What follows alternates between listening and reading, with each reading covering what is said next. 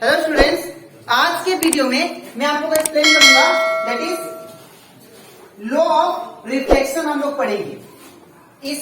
इस लॉ में हम लोग दो लॉ पढ़ेंगे जो कि बहुत ही इंपॉर्टेंट है। ठीक है, हम लोग क्लास 10 साइंस का चैप्टर 10 कर रहे थे that is light reflection and reflection. आज का वीडियो लेक्चर नंबर 14 है। इसके पिछले वीडियो में दैट इज लेक्चर 1 से लेके लेक्चर 13 तक मैंने आप लोग को एक्सप्लेन किया था कि लाइट के प्रॉपर्टीज के बारे में और लाइट क्या होता है। ठीक है, और उसी के साथ साथ हम लोग कनकेव मिरर, कन्वेक्स मिरर क्या होता है, स्फेरिकल मिरर और उसके प्रॉपर्टीज के बारे में और उसके यूजेस के बारे में, और उसी के साथ साथ हम लोग उसका रे डायग्राम भी देखे थे that is concave and convex mirror का सेपरेट। ठीक है, और कैसे हम लोग रे डायग्राम ड्रॉ करते हैं वो भी मैंने आप लोग को एक्सप्लेन कर दिया। ठीक है, और अभी तक हम लोग रिफ्लेक्शन जो टॉपिक था, रिफ्लेक्शन से रिलेटेड जितना भी टॉपिक था वो मैंने आप लोग को एक्सप्लेन कर दिया था।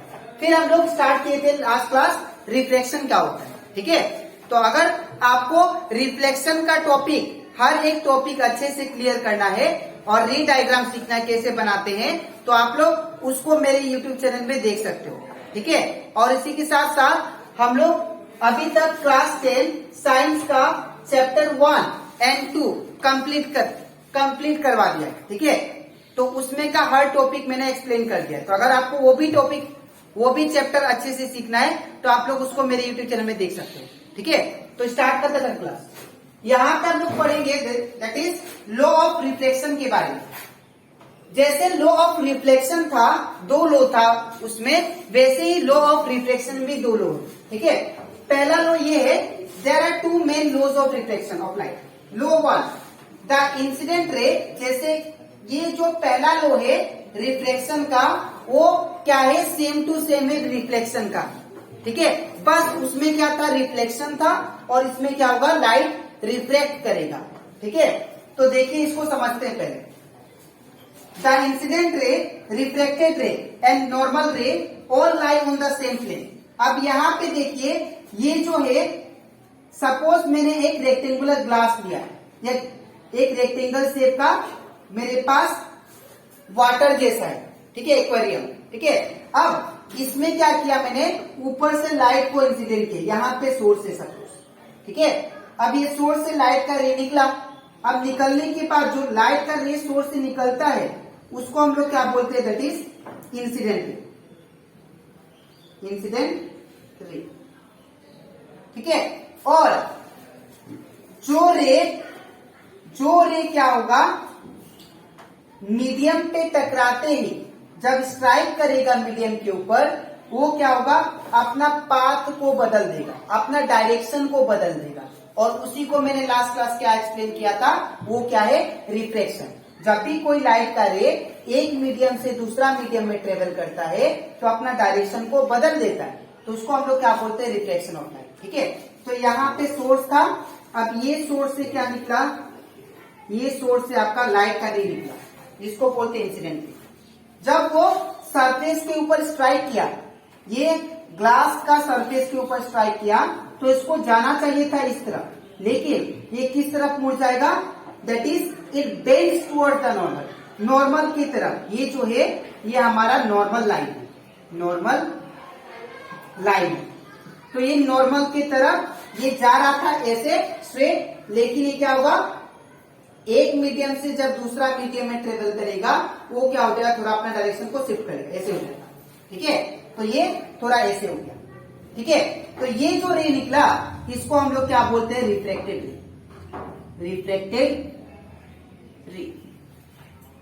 ठीक है, तो यहाँ पे अगर आप लोग ध्यान दो, यहाँ पे इंसिडेंट रे, नॉर्मल रे, ये जो है नॉर्मल रे।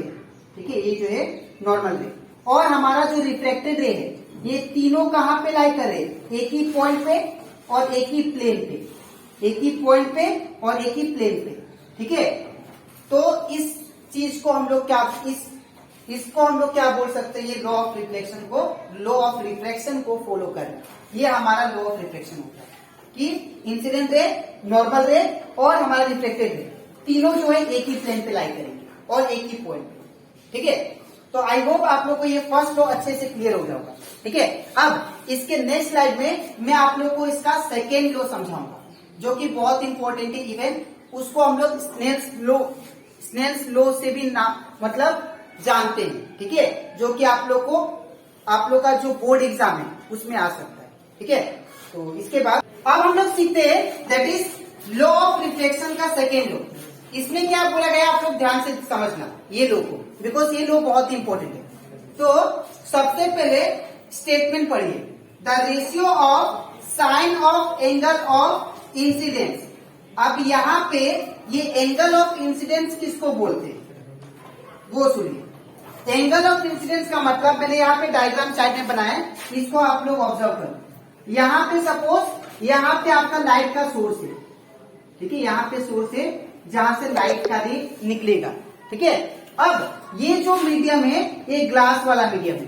ठीक है, ये ऊपर मीडियम 1 है, एयर मीडियम, ये सपोज एयर मीडियम हो गया, और ये जो है ये आपका ग्लास मीडियम हो गया, सपोज ग्लास मीडियम। ठीक है, अब लाइट का सोर्स यहां से निकला, तो निकलने के बाद ये हमारा इंसिडेंट रे हो गया, और यहाँ पे ये टकराया सरफेस के ऊपर। जैसे ये सरफेस के ऊपर टकराया, तो टकराने के बाद ये क्या हो गया, थोड़ा मुड़ गया, अपना डायरेक्शन से मुड़ गया।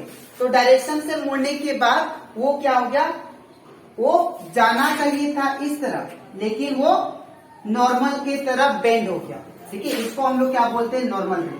ठीक है, तो जब भी लाइट का रे अपना मीडियम को चेंज करता है, तो वो क्या होगा, वो अपना डायरेक्शन को बदल लेता है। ठीक है, तो इसको बोलते हैं रिफ्लेक्शन। तो यहाँ पे क्या होगा, जो नॉर्मल रे और इंसिडेंट रे का बीच में जो एंगल बना वो क्या होगा, एंगल ऑफ इंसिडेंस। एंगल आई क्या है, एंगल ऑफ इंसिडेंस। ठीक है, और ये जो रे है इसको क्या बोलते हैं, रिफ्लेक्टेड रे। ठीक है ना, तो ये जो रिफ्लेक्टेड रे और नॉर्मल रे का बीच में जो एंगल बनता है वो होता है angle r, that is angle of refraction. ठीक है, अब ये लॉ हमें क्या बताता है, that is second law of refraction. ये हमें ये बोलता है कि अगर आप लोग को एंगल आई और एंगल आर को मेजर करना है, ठीक है, तो आप लोग उसके साथ अगर आपको एंगल आई को और एंगल आर को मेजर करना है, तो आप लोग उन दोनों को रेशियो में कर लो, और रेशियो में करने के बाद ऊपर साइन और नीचे भी साइन का मल्टीप्लाई कर दो। ठीक है, और जो भी वैल्यू इनका आएगा वो एक क्या आएगा, कांस्टेंट नंबर आएगा। कांस्टेंट मतलब क्या होता है, कांस्टेंट मतलब होता है नंबर। ठीक है, तो अगर मैं जैसे sine 60 degree, sine 45 degree, sine 30 degree, ये सब का एक वैल्यू होता है। ठीक है, तो अगर हम लोग साइन के साथ एंगल आई फाइंड करें तो आराम से उसका वैल्यू निकल जाएगा। लेकिन अगर आप सिर्फ एंगल आई निकालोगे तो वो पॉसिबल नहीं होगा। ठीक है, तो इसीलिए ये सेकेंड लॉ ये कहता है कि अगर आपको एंगल आई और एंगल आर फाइंड करना है, वो किसके बराबर फाइंड करना है, तो आप लोग साइन से मल्टीप्लाई करो, और वो साइन से मल्टीप्लाई करने के बाद उसका वैल्यू क्या आएगा, कांस्टेंट आएगा। ये हमारा होता है सेकेंड। तो देखिए यहाँ पे क्या बोला, द रेशियो मतलब क्या होता है, इनको रेशियो मतलब होता है डिवाइड। ठीक है, ये रेशियो को बोल सकते हैं हम लोग डिवाइड। किसको डिवाइड करना है, sine of angle of incidence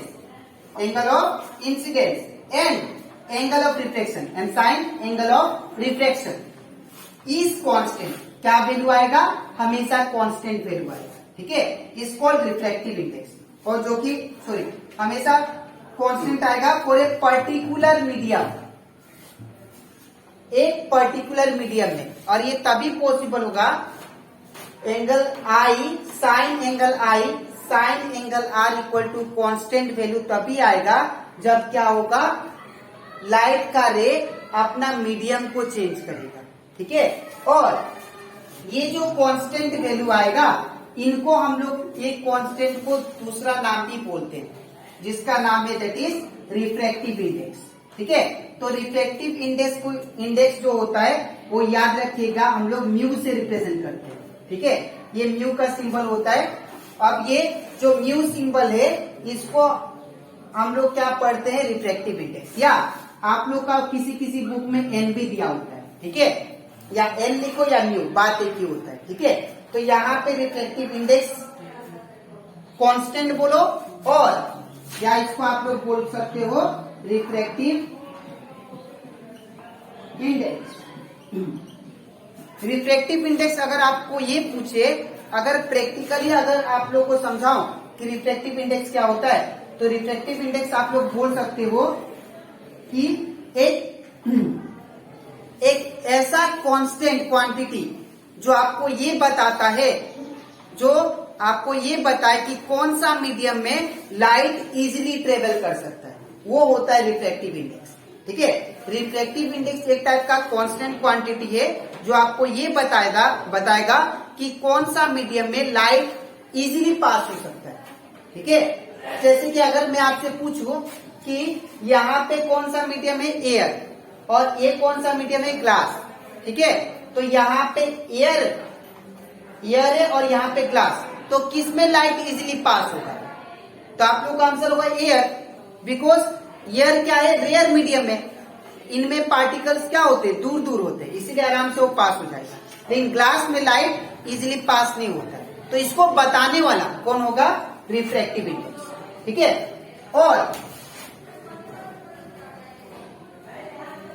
और ये जो म्यू है, ये जो हमारा रिफ्रैक्टिव इंडेक्स है दैट इज म्यू, और ईटा बोलते हैं, वो इसको ऐसे ही पढ़ते हैं, also it is called refractive index of the second medium with respect to first medium. ठीक है, अब मैंने जो आप लोग को ये समझाया, ये लॉ जो बताया, सेकेंड लॉ ऑफ रिफ्लेक्शन, ये एक टाइप का स्नेल्स लॉ है। ठीक है, तो स्नेल्स लॉ, एक्चुअली ये स्नेल्स लॉ क्यों पढ़ा, बिकॉज ये साइंटिस्ट ने, एक साइंटिस्ट था स्नेल्स नाम का, उन्होंने क्या किया था, ये एंगल ऑफ इंसिडेंस और एंगल ऑफ रिफ्लेक्शन को मेजर करने का तरीका बताया, that is sine angle i by sine angle r equal to हमेशा कांस्टेंट वैल्यू।